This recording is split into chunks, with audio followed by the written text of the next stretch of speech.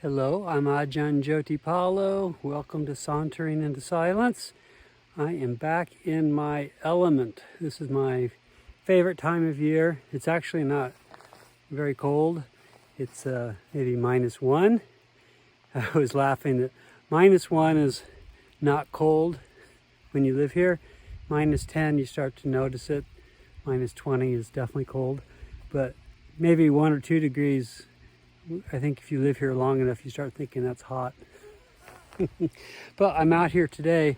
I kind of set a goal for myself to try to find all 4 points of Birken's property. And last week, Ajahn Sona and I were walking, and he brought me to this point right here. That's one of the boundary stakes. And just this afternoon, I was way over there, and I found the far corner.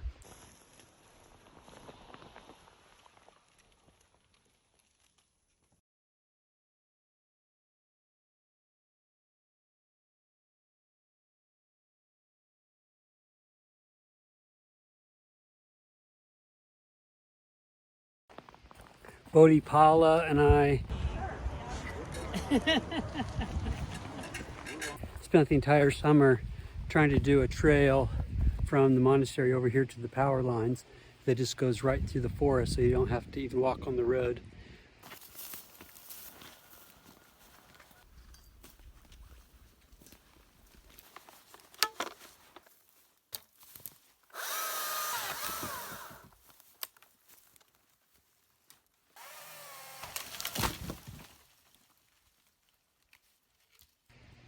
Isn't this beautiful?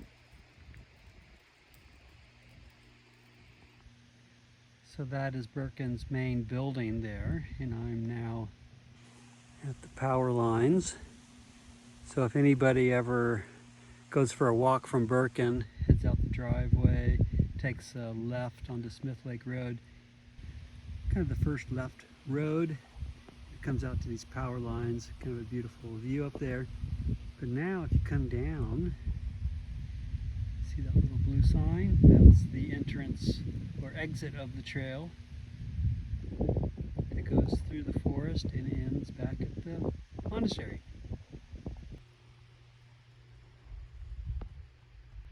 Let's try it.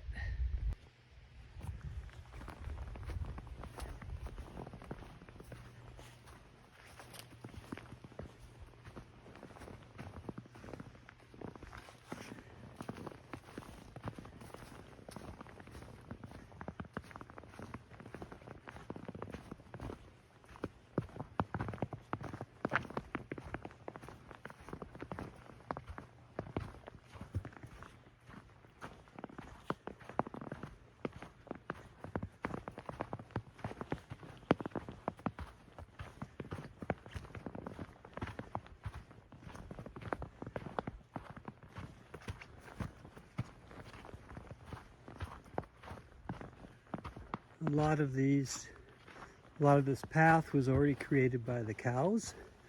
So we just came in and did, Bodhipala came in and did a lot of lopping of the branches so we could get through.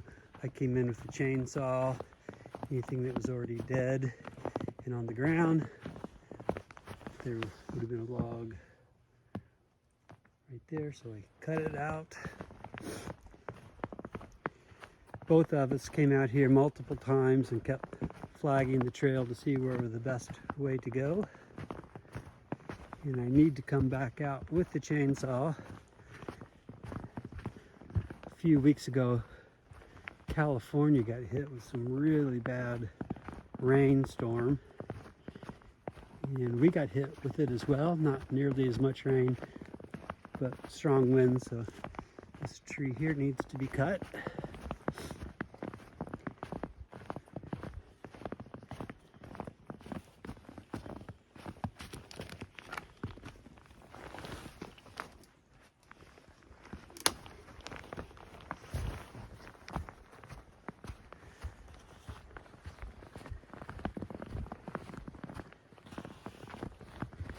It's not a trail that's in national park standards, provincial park standards. but it's doable. There's a few places in here you get some nice views of the marsh.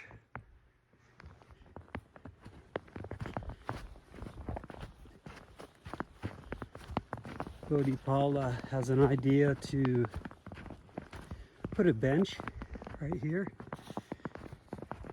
Ajahn Sona came out and had an idea of doing a kind of a lean-to log cabin. There's a lot of dead trees in here, which we could take out, get even a better view.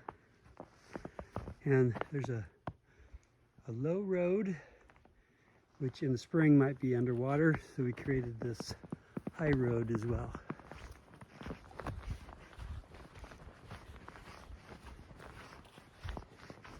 Still need to do a little more work in here.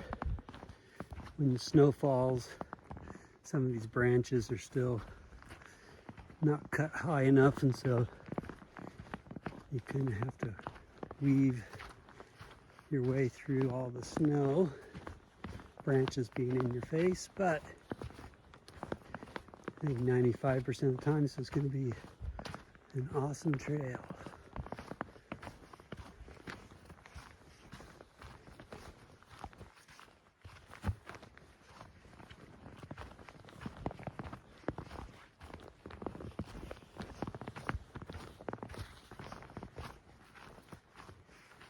And if we had wanted to just do a lot more lopping of branches and stuff, we could have kept going at this level, but we decided to go that way.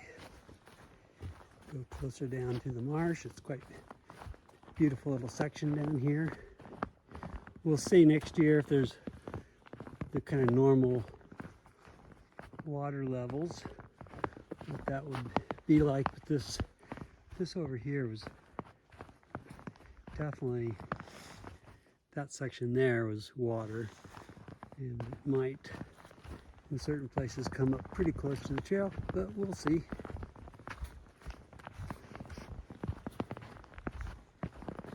I have an idea of, if I stay here longer, if Canadian government and Ajahn Sona allow me to, I'm able to stay longer at Birken. I like to do some what I call sauntering retreats. And part of that might be to just do a little trail maintenance, trail work. People coming out with loppers and cutting back some of these branches and improving access.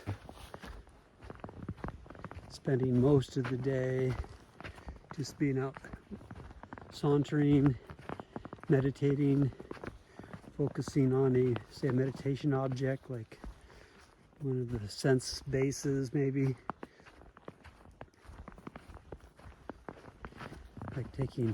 When I come out, I liked taking a sense. Like when I first was here, I was doing a lot of just paying attention to visual.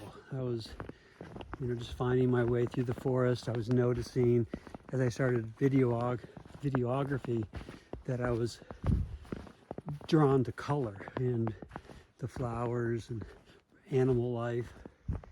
Isn't this gorgeous? But then I started paying attention to smells. I just go out sometimes and just paying attention to that. And one of the funnest things I started doing, and when I really started noticing animal life, was paying attention to sound. Hearing animals actually talking to each other. I have a video somewhere where I talk about that, where John was telling me the story that oftentimes, like ravens, their beaks aren't strong enough to tear open a carcass of an animal, so they will make noise and go find coyotes or other animals that can break it open. And if you're paying attention and you hear them, often I've discovered if you go trying to find them, you'll start seeing other animals. This is just gorgeous.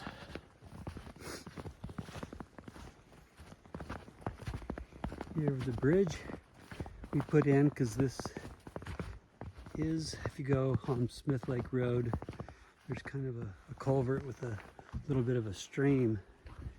And this was before it was such a drought this year. This was all underwater. So we've got this bridge. Now we're very close to the monastery. So if I hadn't been talking, it'd probably only 8-9 minute walk from the monastery to the power lines now.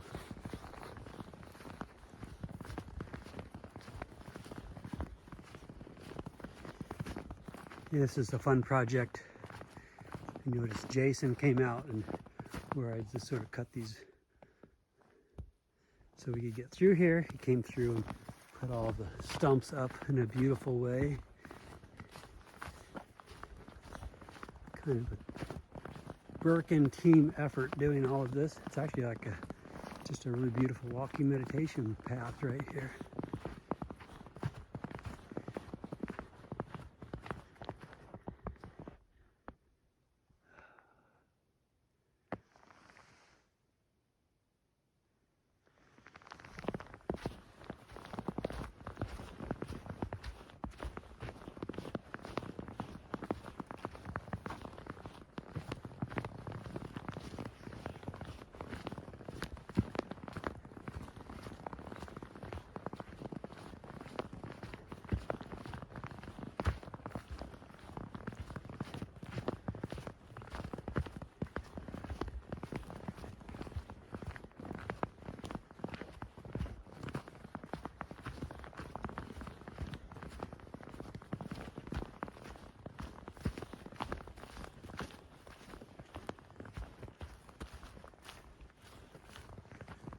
Nice little transition here.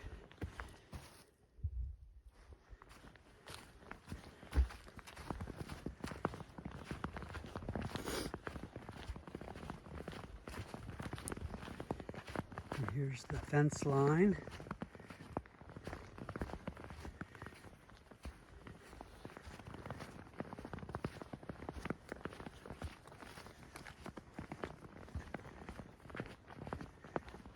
Almost to the end. I think we're 10 minutes.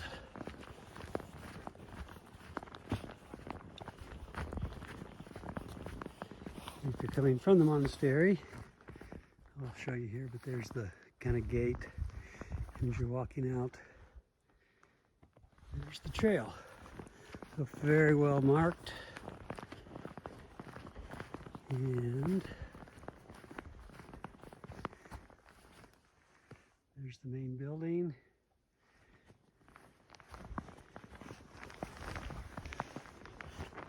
Since we've had guests here, we've added a few little structures. This is a storage tent for lumber. That's a storage tent for just kind of odd work supplies. And there's the workshop and Imita and the new solar panels. So it's not so beautiful, but we'll clean this up. But yeah, if you come past the workshop, and then there's a gate right there, and then the trail just goes that way.